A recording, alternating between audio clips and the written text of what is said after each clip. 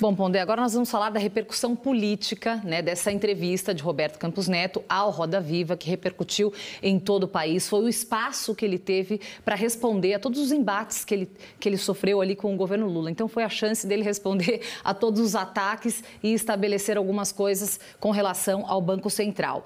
E esse embate entre Lula e Campos Neto, ele andou animando a turma da direita, né? Será que o presidente do Banco Central já tem quórum para se quiser ensaiar aí uma candidatura em 2026?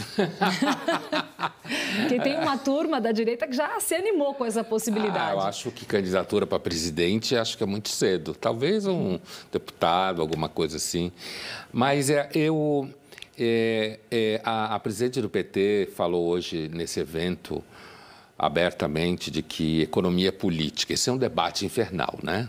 Seguramente o Cênis é especialista, sabe muito bem desse problema da relação entre economia e política.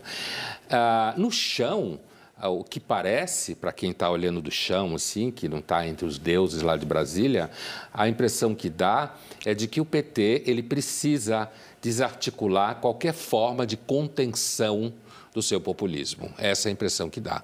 E nessa daí o Haddad deverá sofrer bastante para conseguir fazer esse equilíbrio. Eu lembro que uma das falas do Campos Neto foi de que baixar a taxa de juros seria um tiro no pé e aumentar a taxa da inflação, né? Essa é a expectativa, né? Para poder aumentar a inflação, porque se a inflação saísse do controle, imediatamente o Banco Central teria que aumentar a taxa de juros. Então, seria um tiro no pé político, inclusive, não só econômico, mas político. Por quê? Porque aí seria necessário aumentar a taxa de juros. Agora, o que acontece? Se o PT, politicamente... Porque o que aconteceu agora é o Lula delegou, né, o trabalho sujo. Ele delegou. Falou, ficou quieto. Não concordou com a Gleisi Hoffmann, digamos assim, objetivamente ali no palco, né? Não falou nada disso na comunicação dele, mas o fato é que ele delegou para a bancada parlamentar atacar o Campos Neto agora, e ele fica de fora. Ele delegou isso. Só que, se aumentarem a taxa de juros, porque no Conselho Monetário Nacional tem 2 votos do governo e 1 do Banco Central, né? Se diminuir a taxa de juros ou mesmo se aumentar a meta da inflação, isso pode gerar uma inflação e a inflação, como dizem os economistas, é o imposto sobre a classe mais pobre. Né? Então, fica claro que dá a impressão que o governo Lula está preocupado em fazer política populista, gastar dinheiro e, no final do dia, os pobres que paguem o risco de inflação, né? E, Cênis, o Congresso já se articula, né, para pressionar a queda da taxa de juros. Cabe aos parlamentares essa pressão e qual é a força dos parlamentares nessa briga? Olha, cara, eu acho que assim, esse debate eu discordo um pouquinho do Pondé, porque eu acho que tem uma discussão dentro da esquerda mesmo, dentro do governo Lula e da esquerda de maneira geral. De fato, o grupo de partidos que apoiaram o Lula no primeiro turno tendem a ter uma visão mais heterodoxa, mais contra o Banco Central, um pouco menos fiscalista.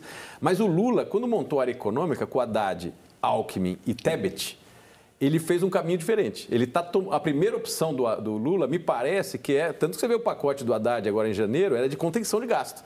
E ele está falando, não, nós vamos buscar o equilíbrio fiscal, etc. Não é hegemônico e muito menos consensual na esquerda. O Lula, nesse caso, está mais perto do Alckmin e da Tebet do que da base originária dele. Então, o Lula está arbitrando um pouco isso.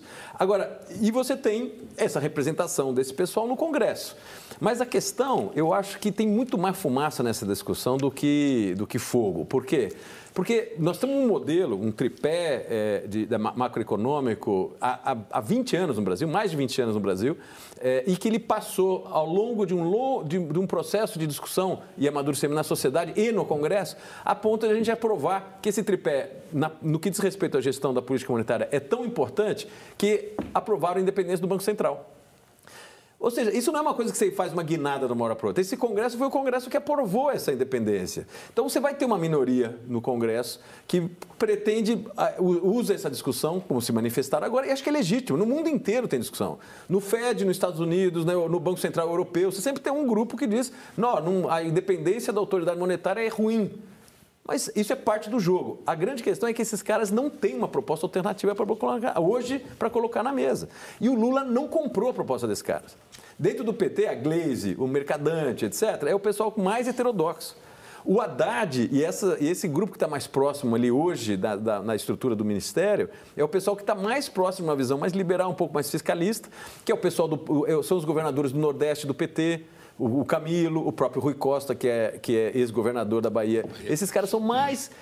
tem outro modelo. Esse outro grupo mais heterodoxo é o pessoal que estava mais próximo do governo Dilma. Enquanto, vamos dizer, o Haddad é quase que um Palocci novo, guardado as proporções. Mas assim, então, só para dizer que a esquerda, nesse sentido, também está dividida. Não é toda a esquerda que é heterodoxa, nacional-desenvolventista e tal. Você tem uma esquerda que é um pouco mais mesclada, e eu acho que o Haddad está nesse grupo, sim.